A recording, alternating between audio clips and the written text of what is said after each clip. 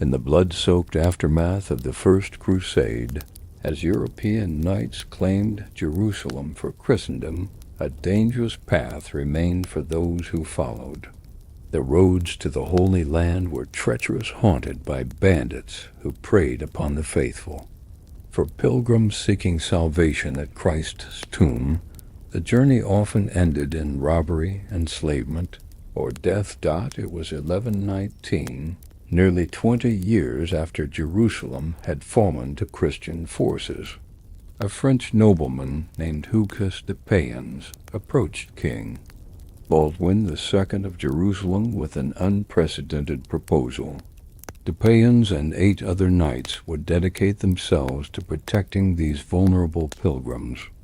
They would become both monks and warriors, a contradiction in terms that would forever change the relationship between the sword and the cross. These 9 men took monastic vows of poverty, chastity, and obedience, but with a twist that defied centuries of Christian tradition. They would bear arms. King Baldwin granted them quarters on the Temple Mount, within the sacred grounds believed to be the ruins of Solomon's Temple. From this hallowed location, they took their name, Pauperes Camillitones Christi Templi Solomonici, the poor, fellow soldiers of Christ and of the Temple of Solomon. History would come to know them simply as the Knights Templar. For 9 years, these knights operated in relative obscurity. Their numbers remained mysteriously small for an order dedicated to protecting the many pilgrims on dangerous roads. This peculiar detail has fueled centuries of speculation. Were they truly formed merely to protect travelers, or was there another purpose to their presence on the Temple Mount? Some historians suggest they were searching beneath the Temple Mount for something of immense value, perhaps sacred relics from biblical times or hidden knowledge that predated Christianity itself. The historical record remains suspiciously silent about their activities during these formative years. What is known with certainty is that by 1127, Hugues de Payens departed Jerusalem for Europe, seeking formal recognition from the Catholic Church and recruiting new members. His timing was impeccable. Europe was changing, the feudal system was evolving, creating a class of landless knights who sought purpose. The Templars offered these warriors both spiritual salvation and martial glory. In the cold winter of 1129, at the Council of Troyes, the fate of this small band of warrior monks was forever altered.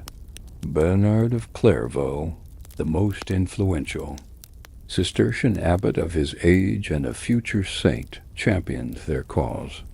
Bernard, nephew of one of the original Templars, wrote passionately in their defense, creating a theological justification for religious warfare that would reshape church doctrine. The knight who puts the sword into the breast of an evildoer should be regarded as an agent of God against those who do wrong, Bernard proclaimed. With these words, he resolved the theological contradiction that had haunted Christianity for centuries. How the command to turn the other cheek could be reconciled with warfare, even in defense of the faith. Pope Honorius II gave his official blessing to the order. On January 31st, 1129, the Templars were granted their rule, a code of conduct based on the Cistercian monastic regulations, but adapted for warrior monks. They would wear white mantles emblazoned with a red cross, symbolizing their willingness to shed blood and die for Christ.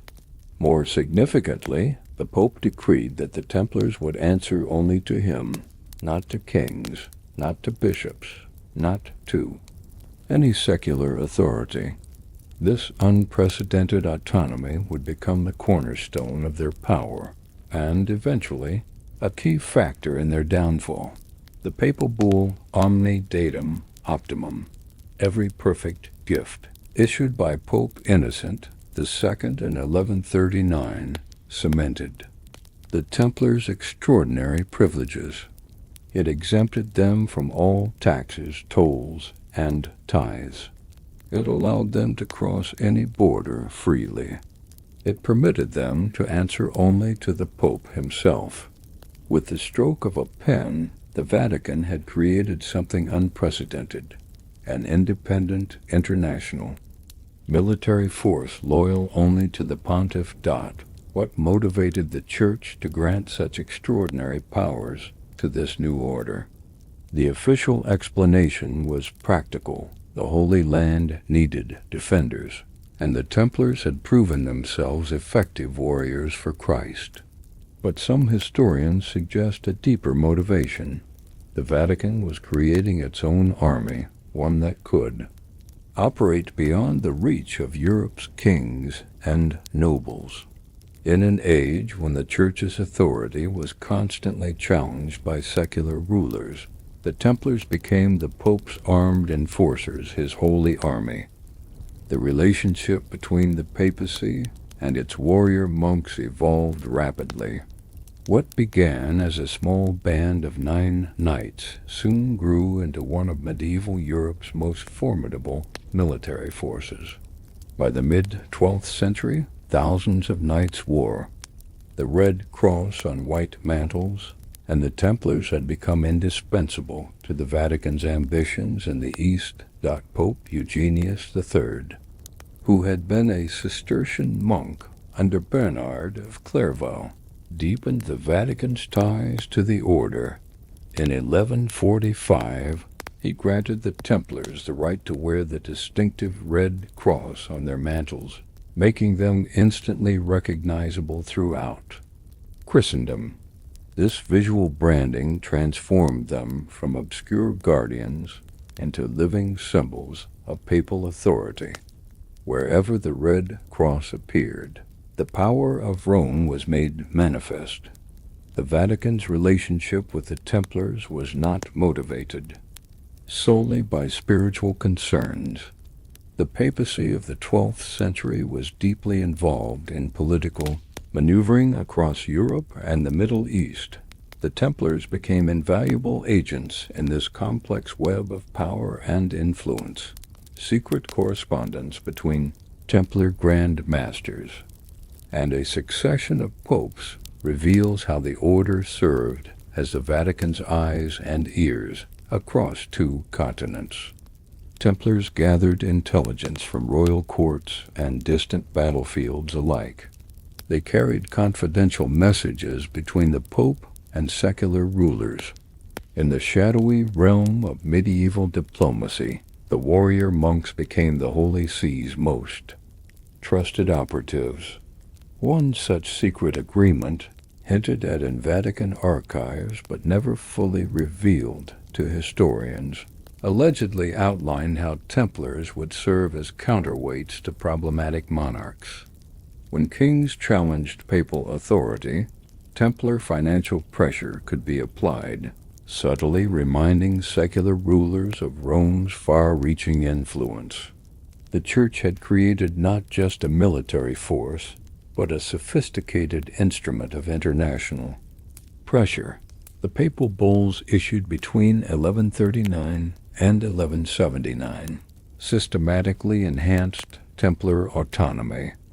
These were not merely administrative documents, but strategic maneuvers in the Vatican's long game.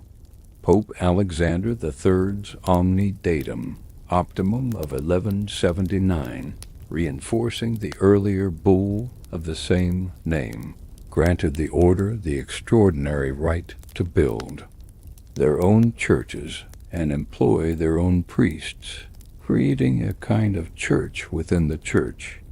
These clerics answered only to the Templar Grand Master, not to local bishops, an arrangement that caused considerable tension with the traditional church hierarchy. The Templars' loyalty to Rome was reinforced by an elaborate ritual known only to the highest levels of both organizations. When a new Grand Master was selected, he would travel secretly to Rome for a private audience with the Pope.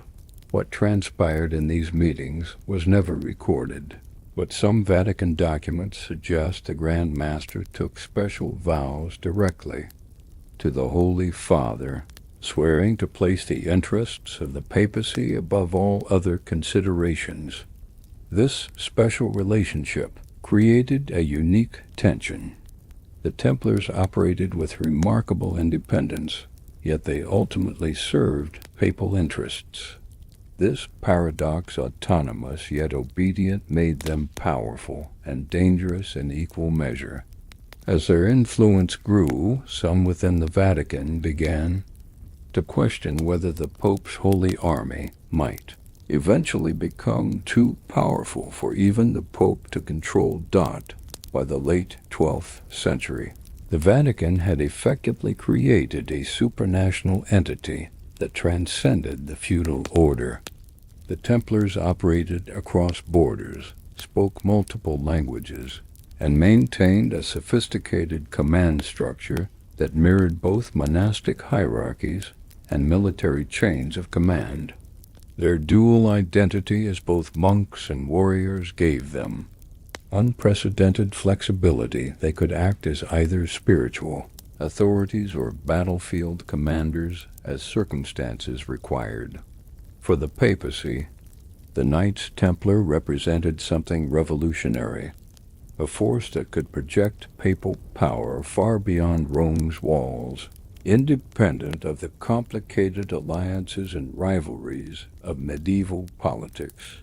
When the Pope spoke, thousands of armed knights stood ready to make his will manifest. The Vatican's hidden hand had fashioned the perfect weapon for an age of faith and violence. The transformation of the Knights Templar from humble protectors of pilgrims to the wealthiest organization in Christendom remains one of the most remarkable evolutions in medieval history. Their rise to financial dominance began innocuously. Enough with a simple innovation born of practical necessity. Medieval pilgrims faced a dilemma when traveling to the Holy Land. Carrying wealth made them targets for bandits, yet they needed funds for their long journey. The Templars devised an elegant solution. A pilgrim could deposit valuables at a Templar house in Europe and receive a letter of credit, an encoded document that could be redeemed at any Templar preceptory along the route to Jerusalem. This revolutionary system essentially inventing banking as we know it soon expanded far beyond serving mere pilgrims. By 1150, Templar financial services had become sophisticated and widely used. European nobles, merchants, and eventually monarchs themselves began utilizing the Templars as bankers. The warrior monks offered secure deposits, loans, and even managed complex financial transactions between distant parties. Unlike Jewish moneylenders, who faced severe religious restrictions and periodic persecution, the Templars operated with the full blessing of the Church. Despite the biblical prohibitions against usury, the Pope's exemption of the order from normal prohibitions on Christians. Engaging in financial services was not merely pragmatic, it was strategic.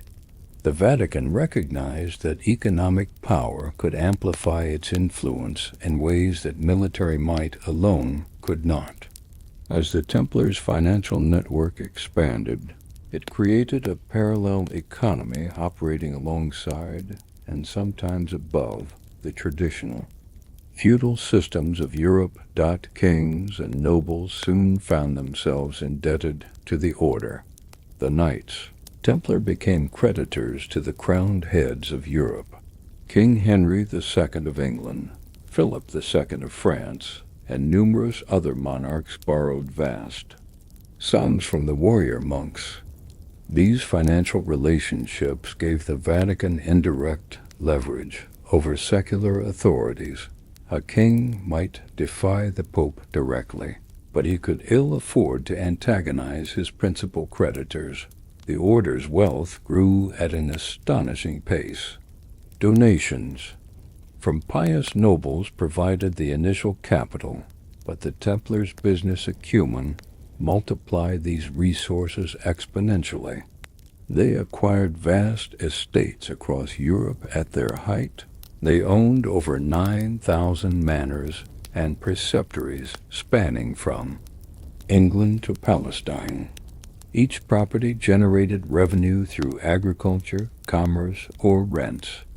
By some estimates, the Templars controlled assets equivalent to several $trillion in today's terms. Their architectural legacy reflected this immense wealth. Templar preceptories were not merely functional buildings, but statements of power. The Temple Church in London, with its distinctive round nave modeled after the Church of the Holy Sepulchre in Jerusalem, showcased their prestige. In Paris, the Templar enclosure was a city within a city, complete with its own walls and towers. These structures served multiple purposes: religious centers, military headquarters, and impregnable vaults for their growing treasuries.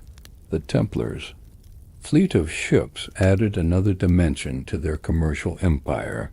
Operating primarily from the port of La Rochelle in France, Templar vessels transported goods, pilgrims, and warriors across the Mediterranean and Atlantic. Some historians have even suggested that Templar ships ventured as far as the Americas long before Columbus, though evidence for such claims remains elusive. What is certain is that their maritime activities further enriched the order and expanded its influence beyond continental borders. Financial innovation continued throughout the Templars' existence. They developed sophisticated accounting techniques, implemented standardized contracts for loans and deposits, and created an early form of insurance for merchants. Their financial services were renowned for both security and discretion. The secret accounts of nobles, kings, and even some rival religious orders were maintained with absolute confidentiality. This concentration of wealth inevitably created tensions. The Templars' tax-exempt status meant that vast sums of money that might otherwise have flowed to royal treasuries remained in the order's coffers. Kings watched with growing unease as Templar wealth expanded while their own finances often teetered on the brink of insolvency. The warrior monks' financial power gave them an independence that no medieval institution, save perhaps the papacy itself, could match. For the Vatican, the Templars' economic might was both asset and liability. On one hand, the Pope controlled the wealthiest organization in Europe, giving him indirect financial leverage over secular rulers. On the other hand, as the order's assets grew, so too did its autonomy. Some popes began to question whether the Templars might eventually become too independent, too powerful to remain reliable servants of the Holy See. This concern was not unfounded. By the early 13th century, the Templars had begun acting with increasing independence in political matters. During disputes between the papacy and various European monarchs, the order sometimes adopted positions that served its own interests rather than strictly adhering to papal directives. This subtle shift did not go unnoticed in Rome. The Fourth Lateran Council of 1215, convened by Pope Innocent III, hinted at growing papal concerns about the military order's independence. While the council did not directly challenge Templar privileges, it included provisions to increase episcopal oversight of exempt religious orders, a clear signal that their autonomy had limits. The Vatican was beginning to reassert control. over its powerful creation. Yet the papacy remained deeply dependent on Templar financial services. The complex system of collecting and transferring funds from dioceses throughout Europe to Rome relied heavily on Templar infrastructure. When popes needed to move large sums quickly and securely to finance crusades, diplomatic missions, or construction projects, they turned to the warrior bankers. This financial codependence ensured that despite occasional tensions, the alliance between the Vatican and its Holy Army remained intact. The relationship between the Templars and secular rulers grew increasingly complicated. Kings both feared and needed the order. When Louis IX of France was captured during the Seventh Crusade, it was Templar financial networks that raised and transported his enormous ransom. Yet the same king later attempted to impose greater royal oversight on Templar operations within France, an effort the order successfully resisted with papal support. England's relationship with the Templars exemplified this complex dynamic. The order's London headquarters served as the royal treasury for a time, with the English crown's wealth stored in Templar vaults. Kings regularly borrowed from Templar coffers, creating a relationship of financial dependency. Yet these same monarchs chafed at the order's special privileges and tax exemptions, which deprived the royal treasury of significant revenue. The Templars' financial sophistication eventually extended to complex investment strategies. They became major financiers of cathedral construction across Europe, providing the capital for these massive multi-generational projects. In return, they received a share of the revenues generated by completed cathedrals' pilgrimage donations, relic veneration, and associated markets. This arrangement benefited both the order and the church, creating magnificent monuments to faith while generating long-term income streams. By the dawn of the 14th century, the Knights Templar had achieved an unprecedented position in medieval society. They were simultaneously monks, warriors, bankers, diplomats, landlords, and merchants. Their Red Cross banner flew over hundreds of fortresses, churches, and financial houses across 2 continents. The 9 poor knights who had once pledged to protect pilgrims had become the administrators of an international economic empire. For the Vatican, the Templars represented both the greatest success and the greatest risk of papal statecraft. The Pope's Holy Army had grown into a force that could challenge kings and reshape economies. The warrior monks served Rome's interests more effectively than any institution in church history. Yet their very success raised a troubling question that would eventually lead to tragedy. Had the servant become more powerful than the master? The stage was now set for the final act in the Templar drama, a confrontation between papal authority, royal ambition, and an order that had perhaps grown too powerful for the medieval world to contain.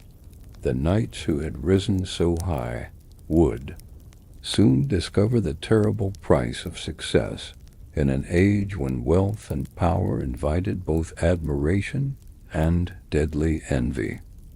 The battlefield of Hattin, July 4th, 1187. Under the scorching Middle Eastern sun, the largest Christian army ever assembled in the Holy Land faced Saladin's forces. Among the Crusader ranks stood hundreds of white-mantled warriors, the elite fighting force of Christendom, the Knights Templar. As the battle turned against the Christians, the Templars formed a final defensive square, fighting to the last man. When the dust settled, almost the entire Templar contingent lay dead or captured. Those taken alive were offered the choice of conversion to Islam or execution. To a man, they chose death. This devastating defeat marked a turning point in the Crusades leading to the fall of Jerusalem. Yet it also cemented the Templars' reputation as the most dedicated and disciplined warriors in the Pope's service. Their willingness to die rather than renounce their faith transformed them from mere soldiers into martyrs living, symbols of absolute devotion to the Church and its mission. The Vatican had cultivated this mythos deliberately. Through papal bulls and sermons, successive popes portrayed the Templars as not merely men, but instruments of divine will. Pope Gregory VIII's bull, Audita Tremendi, issued shortly after the disaster at Hattin, described the Templars who fell as martyrs of Christ, whose blood cried out to God from the earth. This religious framing transformed military defeat into spiritual victories, reinforcing the narrative that the Templars fought not merely for land or power, but for the salvation of Christendom itself. On the battlefield, the Templars operated under unique tactical rules that distinguished them from secular forces. When Christian armies met Muslim opponents, Templar knights were always positioned at the vanguard during advances and commanded the rear guard during retreats, the most dangerous positions in medieval warfare. Their rule forbade retreat unless outnumbered at least 3-1, and prohibited the payment of ransom if captured.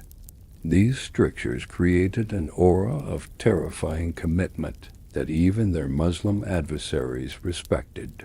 Saladin himself, after executing captured Templars following his victory at Hattin, reportedly remarked, "I shall purify the land of these two unclean races," referring to the Templars and their rivals, the Hospitallers. These men have a courage and determination beyond compare. This backhanded compliment from Christianity's greatest enemy reinforced the Templars' reputation as warriors without equal, the perfect embodiment of the Pope's holy army. Beyond the Holy Land, the Templars played a crucial role in defending the Church's interests across Europe. When papal territories in Italy faced threats from the Holy Roman Empire, Templar knights often supplemented papal forces. During the long conflict between Pope Innocent IV and Emperor Frederick II, Templars provided both military support and financial resources to the papal cause. This dual role as both warriors and bankers made them invaluable to Rome's temporal ambitions. The Templars' military architecture reflected their status as the Vatican's premier fighting force. Their castles were marvels of defensive engineering, incorporating the most advanced military technologies of the age. Crack des Chevaliers in Syria, though primarily a Hospitaller stronghold, exemplified the military order's approach to fortress construction. Templar castles like Tortosa and Athlit featured innovative defensive elements that influenced military architecture throughout Europe. These imposing structures served as visible reminders of the Church's power in contested territories. The order's military function extended beyond conventional warfare. Templars frequently served as bodyguards for important church officials traveling through dangerous regions. During ecumenical councils, Templar knights provided security, ensuring that theological debates remained just that, debates, not armed conflicts. When Pope Urban IV felt threatened by political enemies in Rome, he retreated to the Templar fortress at Viterbo, placing his personal safety in the hands of his warrior monks. The symbolic relationship between the papacy and the Templars was carefully cultivated through ritual and ceremony. When a new Grand Master was installed, he received a ring blessed by the Pope himself, a physical token of the special bond between the Holy See and its military arm. During major church festivals in Jerusalem, Templar Knights formed an honor guard around the Patriarch, visually linking ecclesiastical authority with military might. These public displays reinforced the perception that to challenge the Templars was to challenge the Pope himself. This close identification served both parties. For the Vatican, the Templars provided military credibility in an age when spiritual authority often needed physical enforcement. For the order, papal patronage offered legitimacy and protection from secular interference. It was a mutually beneficial arrangement that transformed European geopolitics for nearly 2 centuries. Yet beneath this public partnership lay more complex dynamics. The Templars were not merely soldiers following orders, but an autonomous organization with its own objectives and strategies. As the Crusades progressed, disagreements sometimes emerged between Templar Grand Masters and papal representatives over military tactics and diplomatic initiatives. These tensions rarely surfaced publicly, but created fault lines that would eventually contribute to the order's downfall. By the late 13th century, the failure of successive crusades had tarnished the concept of holy warfare. The fall of Acre in 1291, the last Christian stronghold in the Holy Land, marked the effective end of the crusading era. With it came questions about the Templars' purpose and utility. The Pope's Holy Army had lost its primary battlefield, creating an existential crisis for the order and a strategic dilemma for the Vatican. Pope Nicholas IV called for the military orders to merge, recognizing that the changed circumstances in the East required a new approach. This proposal reflected practical concerns, but also hinted at growing papal unease about controlling multiple powerful military organizations. The Templars successfully resisted this initiative, demonstrating both their political influence and their determination to maintain their distinct identity. Despite these challenges, the Vatican continued to rely on Templar military expertise. Plans for new crusades regularly featured the order in prominent roles, and Templar advisors shaped papal military strategy in conflicts from Spain to Eastern Europe. The warrior monks remained the Pope's strongest arm, even as their original purpose faded into history. The Templars had evolved from the Pope's Holy Army into something more complex, a multinational organization with military, financial, and political dimensions. This evolution would soon create new tensions with both the papacy and secular powers, setting the stage for dramatic conflicts that would test the limits of the Vatican's control over its most powerful creation.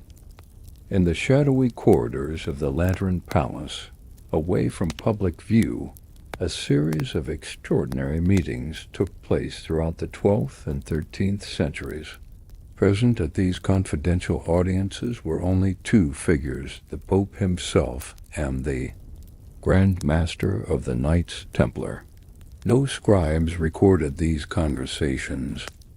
No witnesses were permitted. What transpired in these private consultations shaped European politics for generations, yet was deliberately kept from historical records. Existence of these meetings is confirmed in cryptic references within papal correspondence and Templar archives. A letter from Pope Alexander III to Grand Master Bertrand de Blanchefort in 1163 alludes to matters discussed between us alone, to be held in strictest confidence. Similar references appear throughout the period, suggesting a continuous channel of secret communication between the Holy See and the leadership of its most powerful military order. The content of these discussions can only be inferred from subsequent events and fragmentary documentation. What emerges is a picture of extraordinary collusion agreements that placed the Templars above the normal constraints of medieval society and politics. The Vatican, it seems, deliberately created a force that could operate beyond the reach of secular authority, answerable only to Rome. One of the most significant of these secret arrangements concerned the Templars' unique legal status. The bull Omni Datum Optimum granted the order immunity from local ecclesiastical jurisdiction, but private agreements apparently extended this privilege far beyond what was publicly acknowledged. According to financial records from various European courts, Templars routinely ignored royal edicts that conflicted with their interests, citing confidential papal dispensations that were never publicly produced. This extraordinary autonomy extended to the political realm. During the complex power struggles between the papacy and the Holy Roman Empire, Templars often served as covert papal agents. The order maintained an extensive intelligence network across Europe and the Middle East, gathering information that informed Vatican diplomacy. Reports from imperial courts would reach Rome via Templar messengers traveling along secure routes and speaking in codes known only to the order and select papal officials. The Templars' role as papal enforcers extended beyond mere information gathering. In several documented cases, recalcitrant nobles who defied papal authority found their lands suddenly encumbered by Templar financial claims.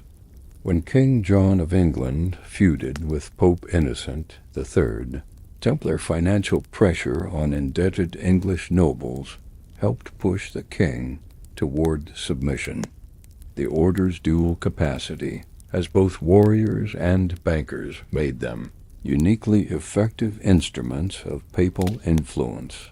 This enforcement role was formalized in another secret agreement, hinted at in a fragmentary document discovered in Vatican archives in the 19th century.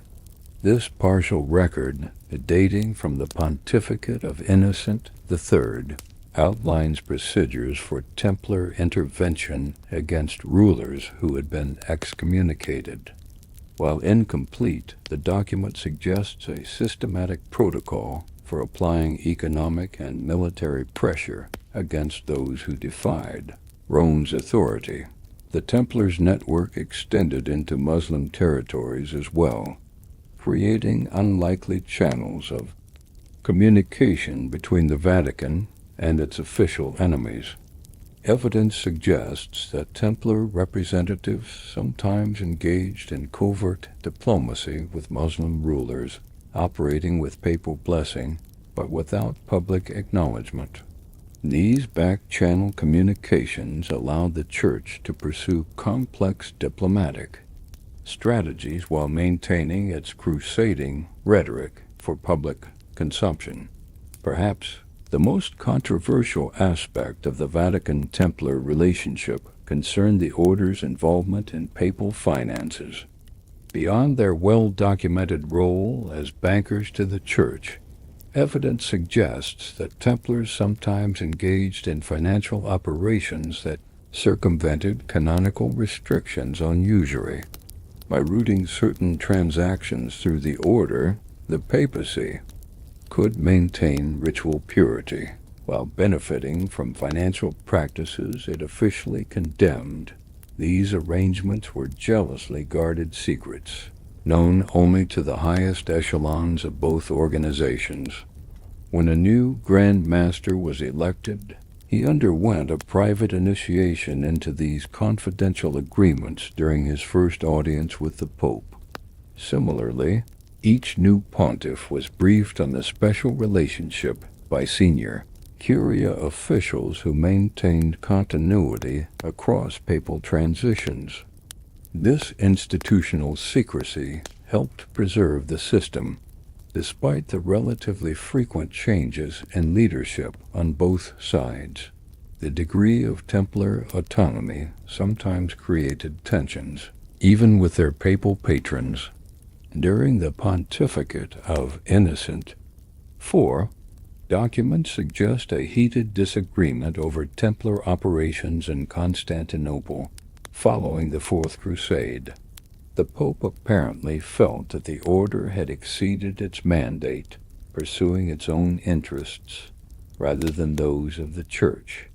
This dispute was resolved privately, but it illustrated the potential conflicts inherent in the Vatican's relationship with its powerful proxy dot by the mid-13th century. The web of secret agreements between Rome and the Templars had created an unprecedented political entity, an organization that combined military might, financial power, and diplomatic influence, operating across borders with minimal accountability to secular authority. This arrangement served papal interests admirably for generations, allowing the Vatican to project power far beyond its temporal borders. Yet this system contained the seeds of its own destruction. The very autonomy that made the Templars effective, agents also made them potential rivals to papal authority. As the order accumulated wealth and power, some within the Vatican began to question whether their creation might eventually slip beyond their control. These concerns would ultimately contribute to one of history's most dramatic betrayals. By the dawn of the 14th century, the balance of power between the papacy and its most powerful creation had suddenly shifted. What began as a relationship of patron and servant had evolved into something more complex and potentially threatening. To the established order, the Knights Templar, once humble defenders of pilgrims, now commanded resources that rivaled those of kings and popes alike. The sheer scale of Templar wealth had become almost incomprehensible. Their Paris temple alone reportedly contained a treasure of 150,000 gold florins, more than the annual revenue of the Kingdom of France. When King Philip IV visited the Templar headquarters in 1306, the sight of their vast wealth allegedly made a deep impression on the cash-strapped monarch. An attendant later quoted him as remarking, "No man could be truly king while the Templars held such riches." For the Vatican, the order's financial power presented both opportunities and threats. On one hand, Templar resources could be mobilized for church initiatives financing cathedral construction, supporting papal diplomacy, and funding new crusading efforts. On the other hand, this wealth created an independence that potentially undermined papal control. If the Templars chose to pursue their own agenda, what leverage could Rome exert against an organization with seemingly limitless resources? This concern manifested in increasingly strained communications between successive popes and Templar Grand Masters. A letter from Pope Clement IV to Grand Master Thomas Berard in 1265 contains a thinly veiled warning about the order becoming too enamored of worldly riches at the expense of spiritual purpose. Similar admonishments appear with increasing frequency in papal correspondence throughout the late 13th century, suggesting growing Vatican unease with Templar wealth and autonomy. The Templars' financial practices had evolved far beyond their original banking functions. By 1300, they were engaged in complex financial operations that included commodity trading, international currency exchange, and what would today be recognized as investment banking. Their financial expertise had become so sophisticated that even the papacy sometimes struggled to understand, let alone control, their economic activities. This financial complexity created opportunities for tension and mistrust.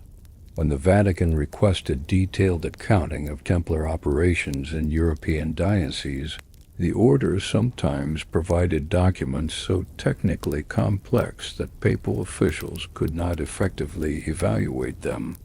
Whether this opacity was deliberate or simply reflected the advanced nature of Templar financial systems remains debated by historians, but the effect was to further erode trust between the Holy See and its powerful proxy. The order's independence manifested in other troubling ways. Templar castles and preceptories increasingly resembled sovereign territories rather than church properties. Visitors to major Templar installations reported elaborate court ceremonies that mirrored royal protocols. The Grand Master traveled with an entourage befitting a monarch, and Templar commanders sometimes negotiated directly with secular rulers without papal mediation. These behaviors suggested an organization that increasingly saw itself as a power in its own right, rather than a papal instrument. Documents from the Vatican's secret archives, partially unsealed in recent decades, reveal growing papal concerns about Templar loyalty. A confidential assessment prepared for Pope Boniface VIII around 1300 questioned whether the order could still be relied upon as an agent of papal policy. The document cited instances where Templar actions appeared to prioritize the order's institutional interests over explicit papal directives, troubling development for an organization ostensibly dedicated to serving the Church. The Templars' military autonomy had also evolved in concerning ways. While officially committed to the recovery of the Holy Land, the order increasingly focused on consolidating its European power base after the fall of Acre in 1291. Plans for new crusades developed by the Vatican often met with subtle resistance from Templar leadership, who proposed alternative strategies that coincidentally preserved their European assets. This strategic divergence suggested that the Pope's Holy Army was developing its own geopolitical agenda. Perhaps most alarming from Rome's perspective was the emergence of what might be called a Templar mystique, a special spiritual status that potentially rivaled traditional church authority. After 2 centuries of battlefield sacrifice and monastic discipline, the order had developed its own distinctive spiritual culture. Rumors circulated about secret Templar rituals and special knowledge possessed only by the highest ranks. Whether these rumors had any factual basis is less important than their effect.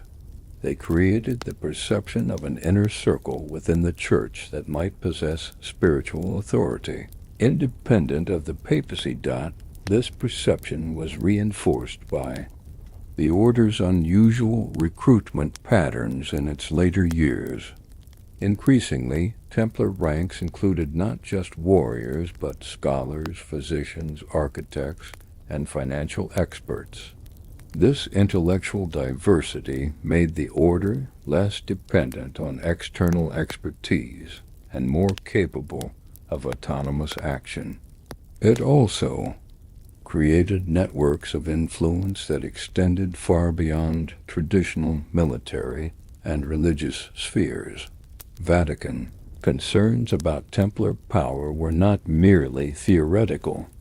During the bitter conflict between Pope Boniface VIII and King Philip IV of France, the Templars maintained a studied neutrality rather than wholeheartedly supporting the papal position. This apparent hedging from the Pope's supposed champions suggested a strategic calculation that prioritized institutional survival over traditional loyalties. For a papacy already under pressure from assertive secular rulers, such equivocation from its most powerful ally was deeply troubling. The election of Pope Clement V in 1305 brought these tensions to a critical juncture. The new pontiff, a Frenchman, heavily influenced by Philip IV, inherited a church still reeling from Boniface's humiliation at French hands. Clement understood that reasserting papal authority would require addressing the Templar question: how could the papacy reclaim control over an organization that had grown too wealthy, too independent, and potentially too dangerous to its creator?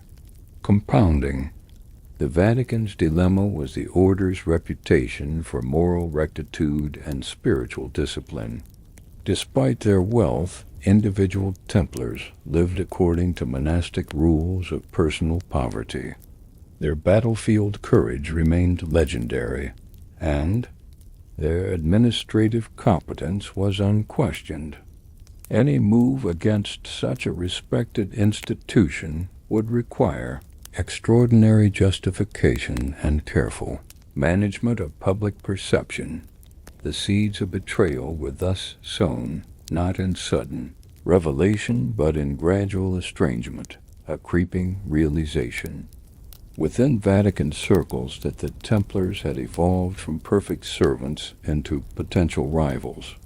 The Pope's Holy Army, created to extend church power, had instead become a potential check on that power.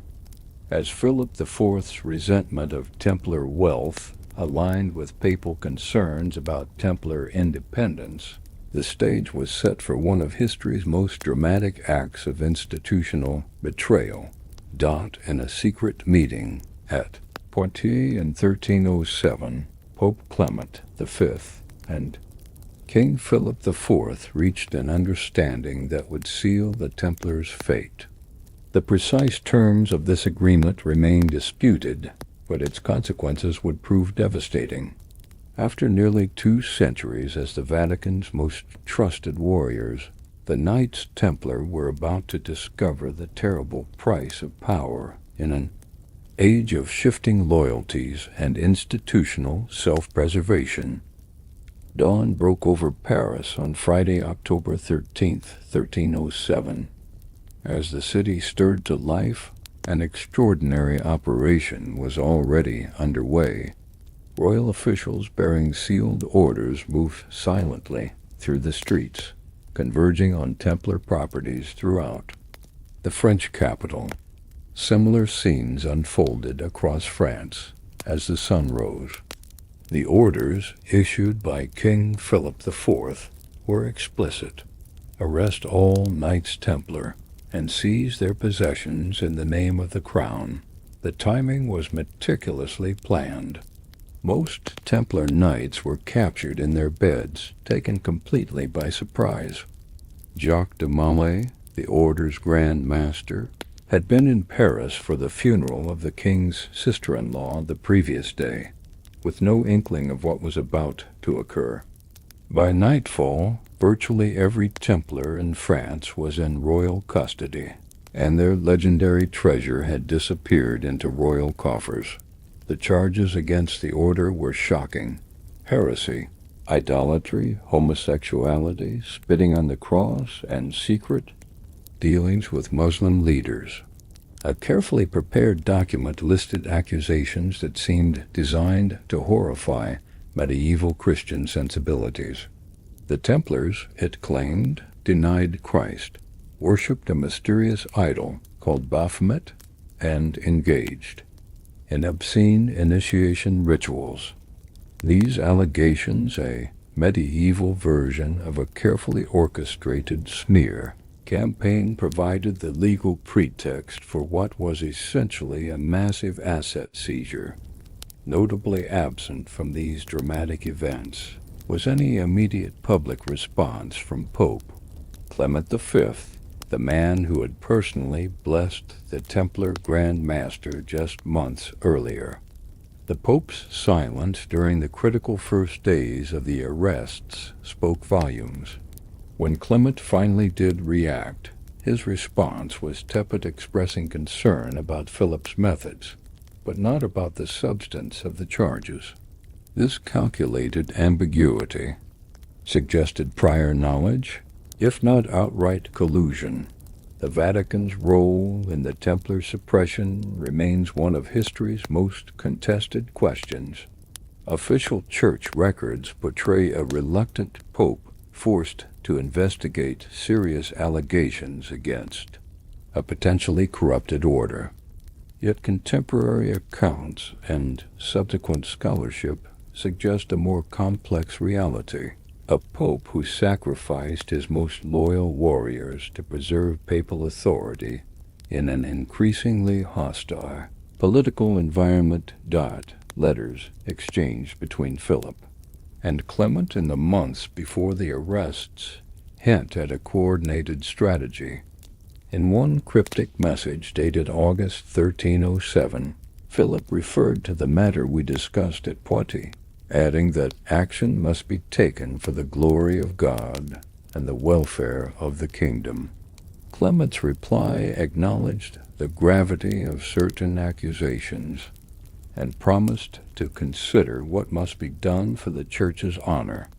This carefully coded correspondence suggests that while Philip may have driven the process, Clement was hardly an unwitting participant. The interrogation of captured Templars began immediately, using methods that reflected the darkest aspects of medieval justice. Torture was applied systematically and with terrible efficiency. Records from the Paris Temple describe Templars subjected to strappado hanging by the wrists tied behind the back, as well as foot roasting, starvation, and sleep deprivation. Under such conditions, confessions were inevitable. Within weeks, dozens of knights, including Grand Master Jacques de Molay himself, had confessed to some or all of the charges. These forced confessions created the legal foundation for the next phase of the attack. On November 22, 1307, Pope Clement issued the bull Pastoralis Preeminentia, ordering all Christian monarchs to arrest Templars and seize their properties. With this document, what began as a French operation became a church-sanctioned international suppression. The Pope's Holy Army, once the Vatican's most trusted ally, had been officially condemned by Rome itself. The response to papal orders varied across Europe.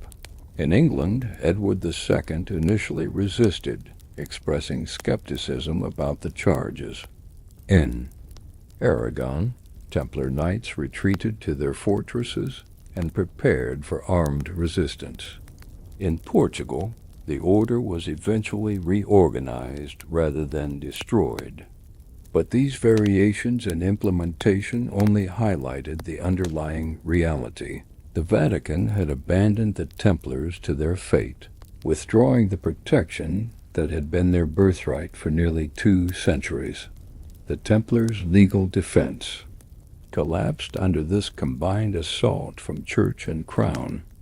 Individual knights who recanted their tortured confessions were declared relapsed heretics and burned at the stake.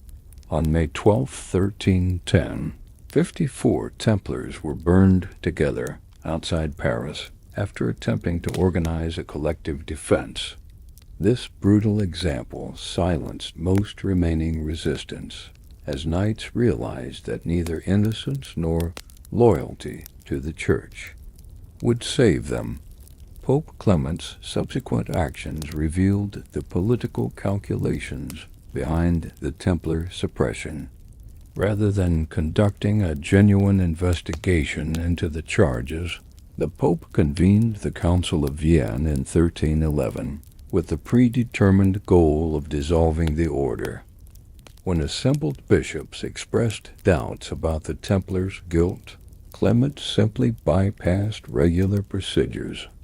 On March 22, 1312, he issued the bull Vox in Excelso, suppressing the order not through definitive condemnation, but by way of apostolic provision, rather than judicial sentence, a legal maneuver that allowed the dissolution to proceed despite insufficient evidence. This carefully crafted language served multiple purposes. It gave Philip what he wanted: legal access to Templar wealth, while allowing the Church to avoid definitively ruling on the Templars' guilt. It preserved the appearance of papal authority while actually capitulating to royal pressure. Most importantly, it created a veneer of legitimacy for what was essentially the betrayal of the Vatican's most loyal servants. A subsequent papal bull, ad providum, transferred Templar properties to the Knights Hospitaller, their longtime rivals, except in Spain and Portugal, where new military orders were created under crown control. Yet in practice, much of the Templars' portable wealth never reached the Hospitallers. The French crown retained enormous administrative fees, effectively securing the financial windfall that had motivated Philip's actions from the beginning. The final act of this tragedy played out on March 18, 1314. Jacques de Molay, the last Grand Master of the Knights Templar, was brought to a scaffold erected on a small island in the Seine. Having been in prison for 7 years, the once powerful leader had been reduced to a broken old man. Yet at this final moment, de Molay found his courage. Rejecting his previous confession, he proclaimed the order's innocence and denounced those who had falsely condemned them. De Molay's exact words were recorded by multiple witnesses. "I confess that I am indeed guilty of the greatest infamy, but the infamy is that I have lied. I have lied in admitting the disgusting charges laid against my order.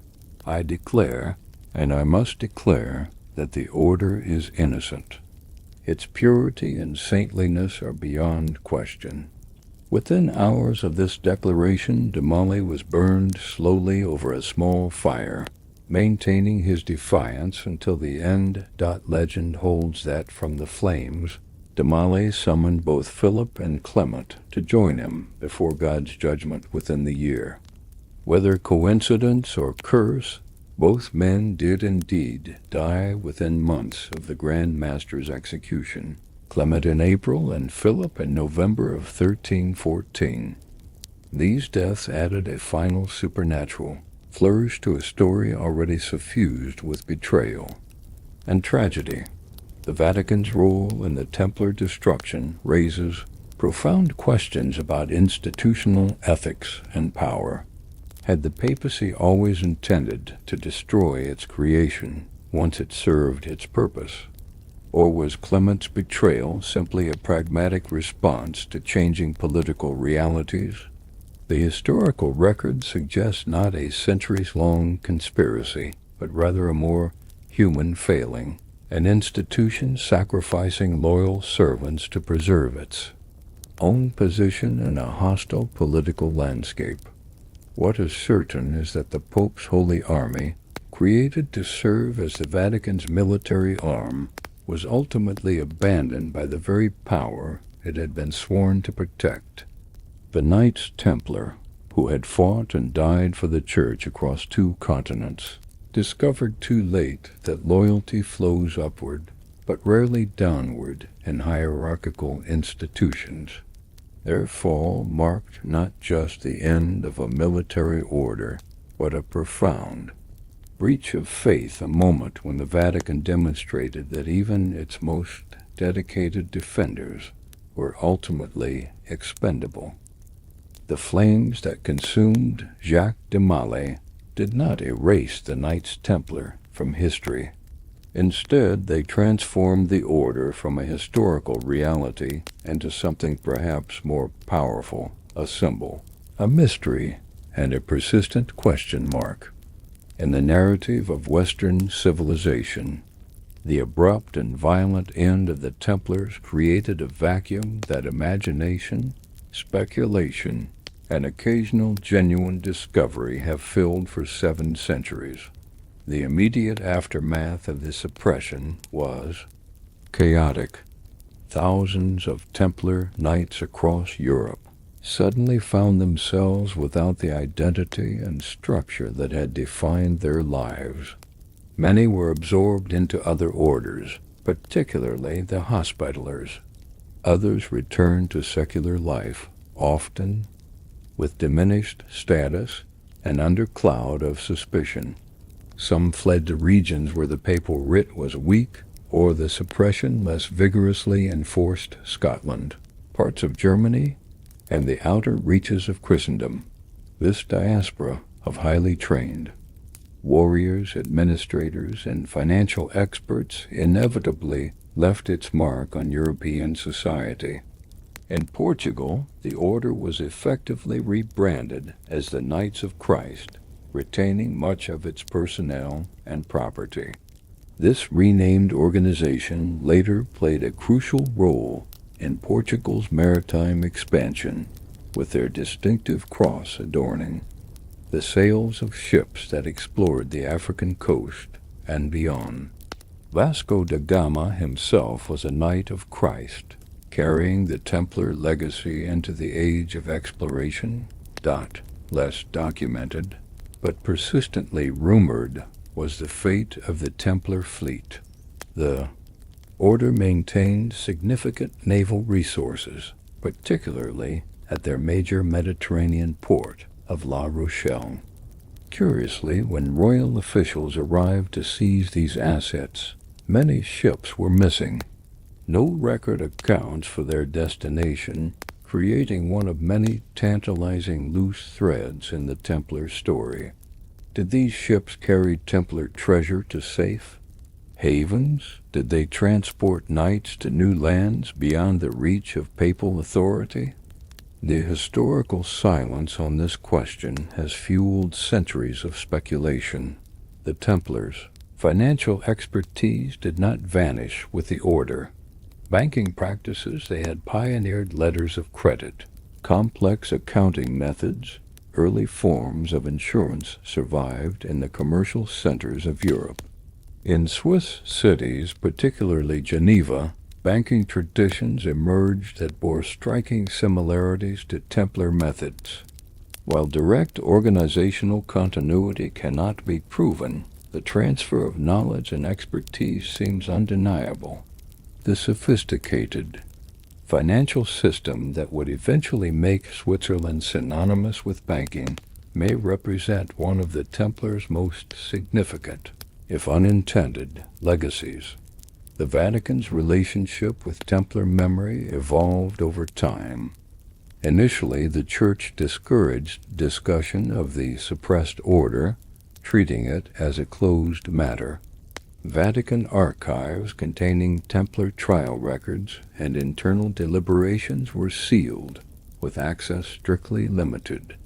This institutional silence inevitably encouraged speculation about what secrets these documents might contain. Did they hold evidence of Templar innocence, proof of papal complicity, or something even more explosive, documentation of whatever the Templars might have discovered beneath the Temple Mount in Jerusalem? Modern access to Vatican archives has revealed a more complex picture than either defenders or detractors of the Church might prefer.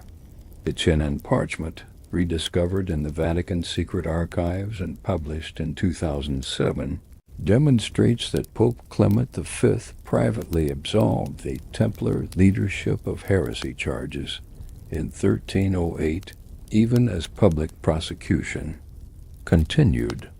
This document confirms long-standing suspicions that the suppression was politically rather than theologically motivated, a finding that hardly flatters the Vatican's historical role.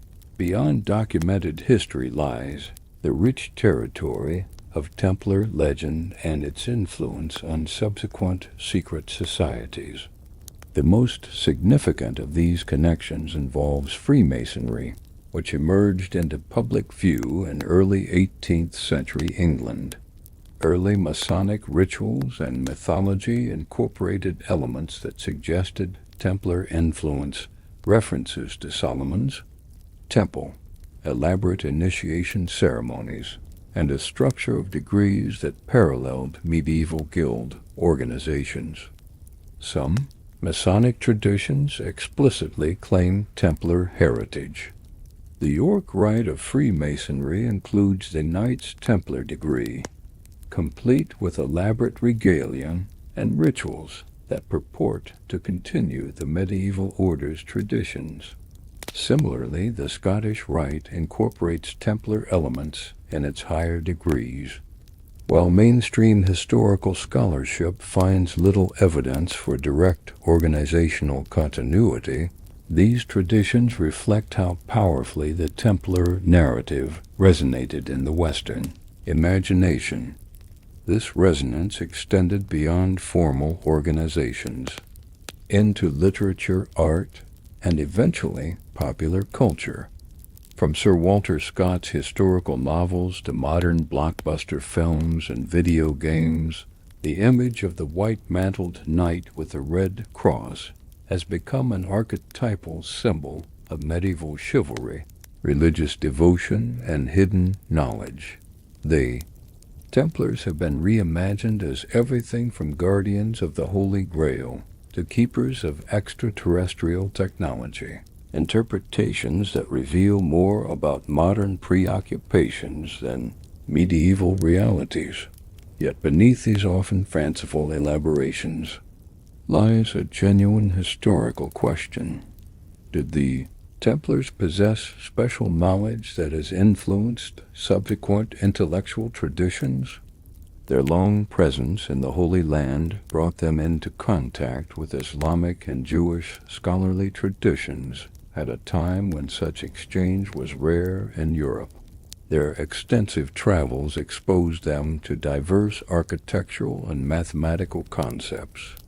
Some researchers have identified Templar buildings that incorporate advanced geometrical principles or astronomical alignments, suggesting knowledge beyond conventional medieval European understanding. The Vatican's contemporary stance toward the Templar legacy reflects institutional ambivalence. On one hand, modern church scholars acknowledge the historical injustice of the suppression.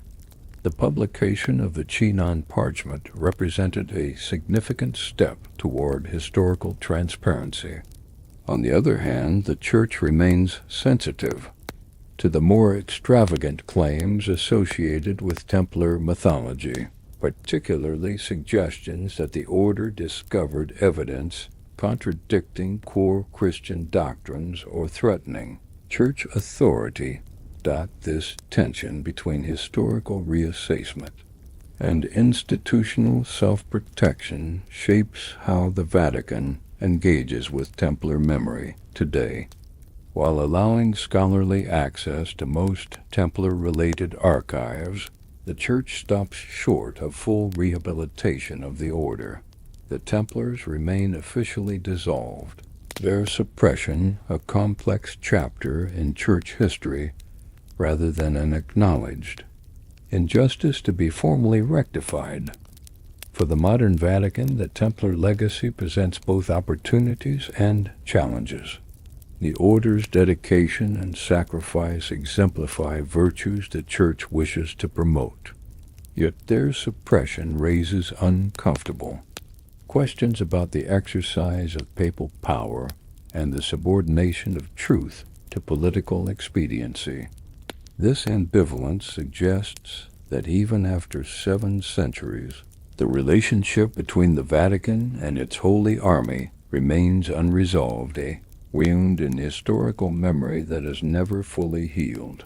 The most enduring legacy of the Knights Templar may be not organizational, but conceptual. They represent one of history's most powerful examples of how an institution can create, empower, and ultimately destroy its own guardians.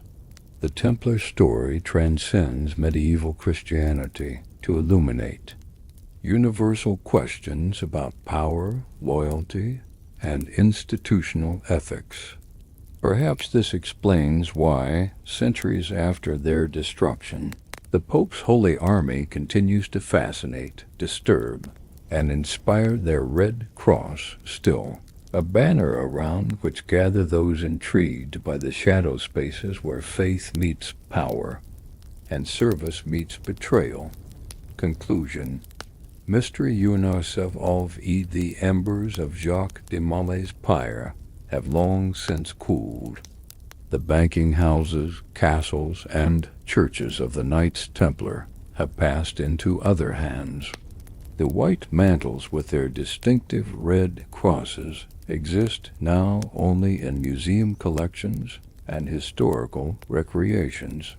Yet the questions raised by the rise and fall of the Pope's Holy Army burn as brightly today as they did 7 centuries ago.